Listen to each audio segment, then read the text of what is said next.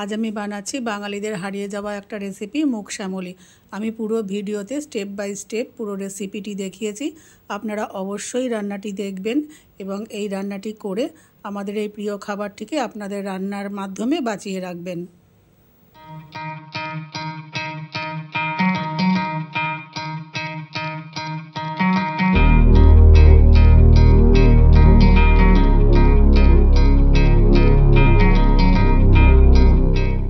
আমি নারকেলের পুর বানিয়ে রেখেছিলাম। এই যে নারকেলের পুর বানানোটা আমার দুধ পুলি বা ভাপা পিঠেতে দেওয়া আছে, সেই জন্য আমি আর রিপিট করলাম না। পুরটা আগে থেকে বানিয়ে নিতে হবে। আমি নিয়ে নিয়েছি একটা কড়াই, গ্যাসে একটা কড়াই বসিয়ে দিয়েছি। নিয়ে নিয়েছি 250 গ্রাম মুগ ডাল। এই মুগ ডালটাকে আমি একটু লাল করে ভেজে নেব।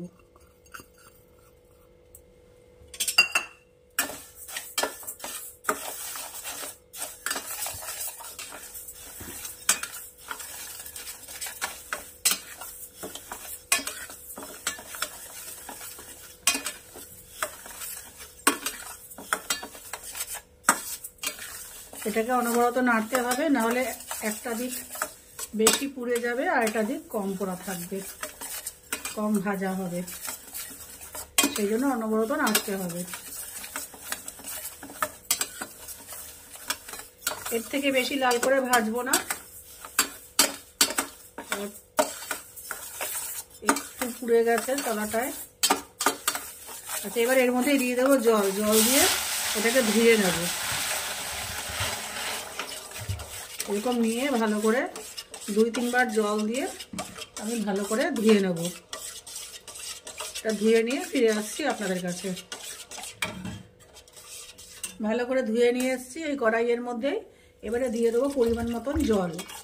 বেশি জল দেব না, সিদ্ধ মানে এমন পরিমাণে দেব যাতে সিদ্ধও হয়ে যায় আর জলটা শুকিয়েও যায়, সেই পরিমাণে জল দেব। এবার এটাকে আমি পুরো সিদ্ধ করে ফিরে আসছি। এখানে জলটা অনেকটাই শুকিয়ে এসছে, কিন্তু ডাল সিদ্ধ হয়নি, আর একটু সিদ্ধ হওয়া বাকি। সেই জন্য দিয়ে দেবো আমি আরেকটু পরিমাণে জল। একসাথে আপনারা জল দেবেন না, এরকম দেখে দেখে যেটুকু দরকার ঠিক সেইটুকুই জল দেবেন। আমি যেটুকু জল দিয়েছিলাম, তারপরে দেখলাম সিদ্ধ হয়নি, আরেকটু জল দেওয়া দরকার, তখন দিলাম আরেকটু জল। এই যে সিদ্ধ হয়নি, আপনারা এইভাবে মাঝে মাঝে জল দেবেন, একেবারে জল দিয়ে বসিয়ে দেবেন না। এবার আরেকটু সিদ্ধ হবে, দেখব যদি জল লাগে তখন আবার একটু জল দেব, নইলে নয়। এখানে আমি যে পরিমাণ জল দিয়েছিলাম, এই যে ডাল সিদ্ধ হয়ে গেছে। শুধু এই জলটাকে এবার আমাকে শুকিয়ে নিতে হবে। জলটাকে আমি একটু হিটটাকে হাই করে দিচ্ছি, ফ্লেমটাকে করে একদম অনবরত ক্রমাগত নাড়াবো। নাড়িয়ে জলটাকে শুকিয়ে নেব, একটা দলা মতন তৈরি করব।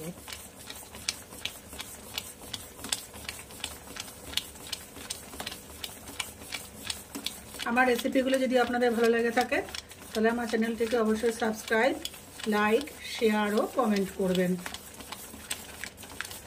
যদি আপনাদের কোনো কিছু খারাপ লেগে থাকে সেটাও আপনারা কমেন্ট করবেন, নাহলে আমার সংশোধন হবে না বা নতুনত্ব কোনো কিছু জানতে পারবো না।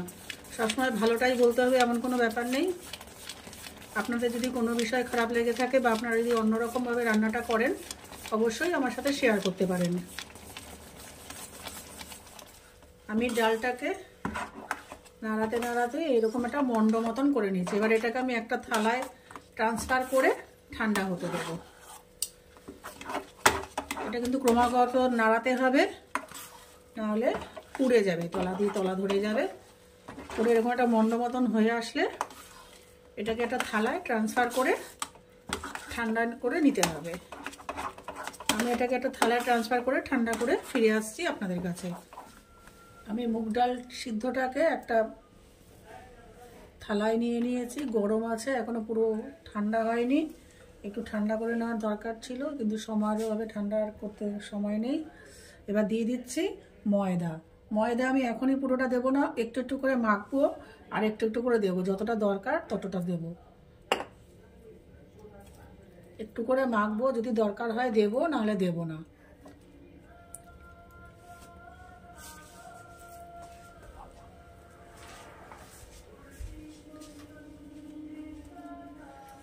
গরম আছে বলে একটু অসুবিধা হচ্ছে।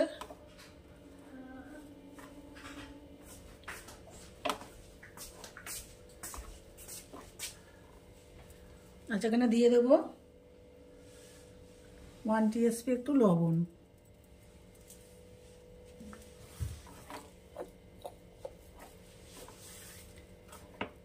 এই যে হাতে লেগে আসছে, তার মানে এখানে আরেকটু ময়দা লাগবে। যখন পুরো ডোটা হয়ে যাবে, একসাথে মন্ড মতন হয়ে যাবে, হাতে লাগবে না, তখনই বুঝবো আমার ডো রেডি। আমি এভাবে পুরো মন্ডটাকে তৈরি করে ফিরে আসছি। এখানে ডোটা পুরো মাখা হয়ে গেছে, যে পুরো উঠে আসছে, হাতে লাগছে না, তার মানে আমার ডো রেডি। আচ্ছা, আরেকটা কথা, এই যে আমি ডালটা সিদ্ধ করলাম, ডালটা কিন্তু সময়ের অভাবের জন্য কেউ প্রেসারে দেবেন না। প্রেসারে কিন্তু ভালো হবে না, এই আঠা আঠা ভাবটা হবে না, চলে যাবে।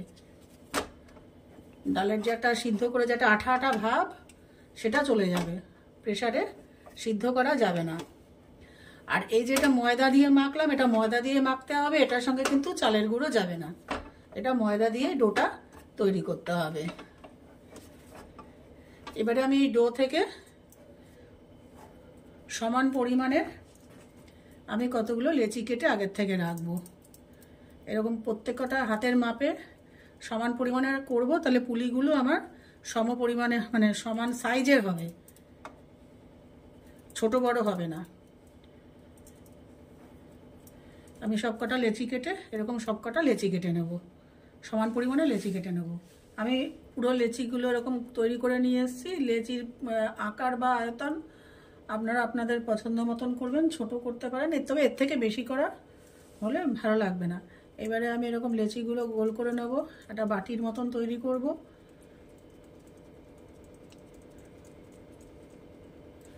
করে যে আমার পুর করে রেখেছি, এরকম পুর দিয়ে দেবো, দিয়ে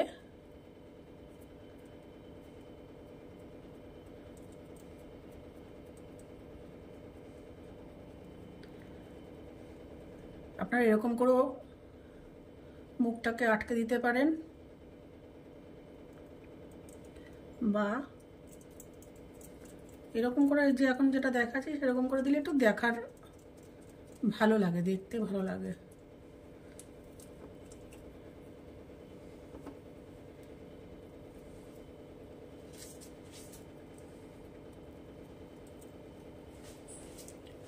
এরকম করে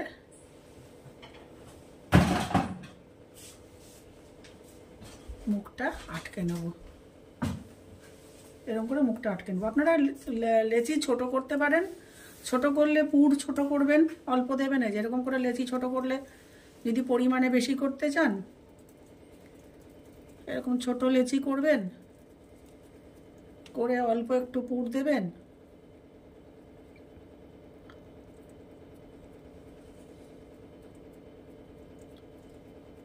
আপনাদের যেরকম সুবিধা। এই ছোটও করা যায়, বড়ও করা যায়। আমি পুরো ইয়েগুলো করে, পুলিগুলো করে ফিরে আসছি পরের প্রসেসে আপনাদের সাথে।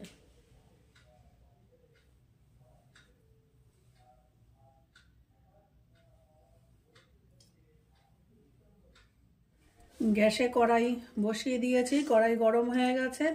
এবার দিয়ে দেবো ভাজার জন্য রিফাইন্ড অয়েল। আপনারা ছোট কড়াই নিয়ে অল্প করে করেও ভাজতে পারেন, বা এরকম বড় কড়াই নিয়ে একটু বেশি তেল দিয়েও ভাজতে পারেন। এখানে তেল গরম হয়ে গেছে কড়াইতে। এবারে আমি এই তৈরি করে রাখা পুলিগুলো গ্যাসের ফ্লেম একদম কমিয়ে দেব, কমিয়ে দিয়ে আস্তে আস্তে ছেড়ে এগুলোকে ভেজে তুলে নেব।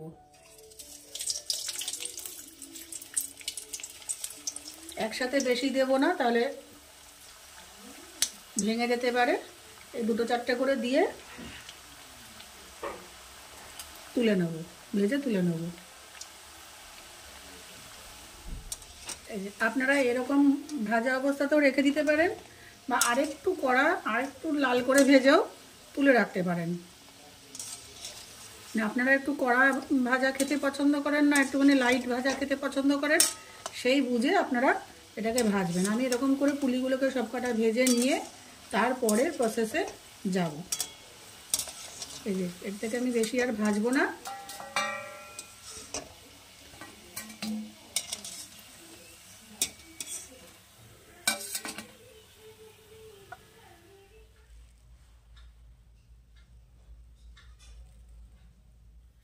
আমি গ্যাসে একটা কড়াই বসিয়ে নিয়েছি।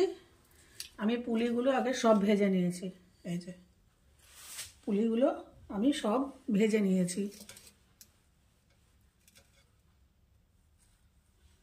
ভেজে তুলে রেখেছি।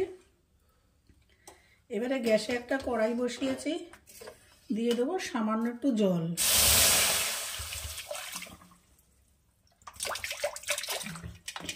এটাকে আমি শিরা বানাবো। আচ্ছা, এটাকে আপনারা চিনির শিরার মধ্যে দিতে পারেন।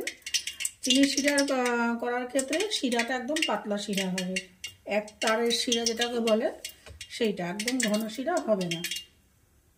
কিন্তু আমি যেহেতু এখন শীতকাল, গুড় পাওয়া যাচ্ছে, আমি এটা করব গুড়ের শিরা।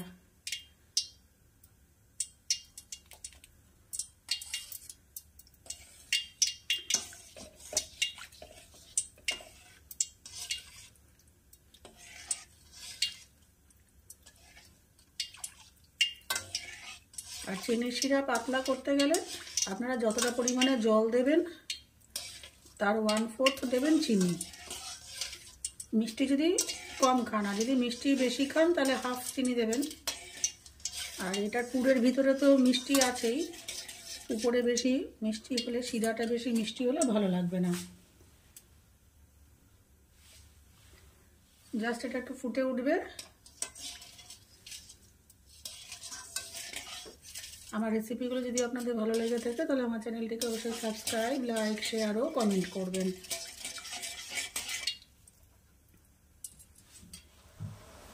শিরাটা প্রায় অনেকটা ফুটে এসছে, আর একটু বলক উঠলেই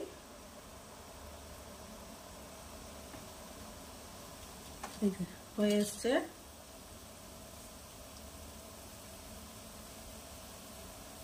ব্যাস, পুরো বলক উঠে গেছে।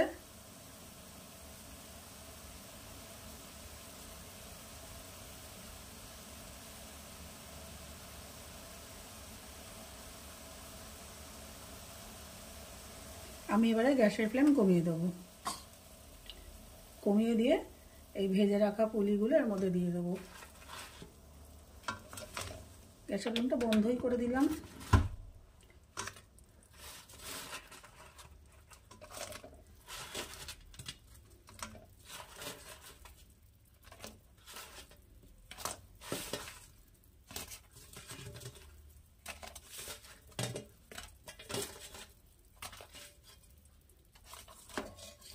একটু নাড়িয়ে দেবো, নাড়িয়ে এটা ভিজতে দেবো। মিনিট 10 পর আমি এটাকে তুলে প্লেটিং করব, তারপর ফিরে আসবো আপনাদের কাছে। এটা কিন্তু ঢাকা দেওয়া যাবে না, এরকমই ভিজবে।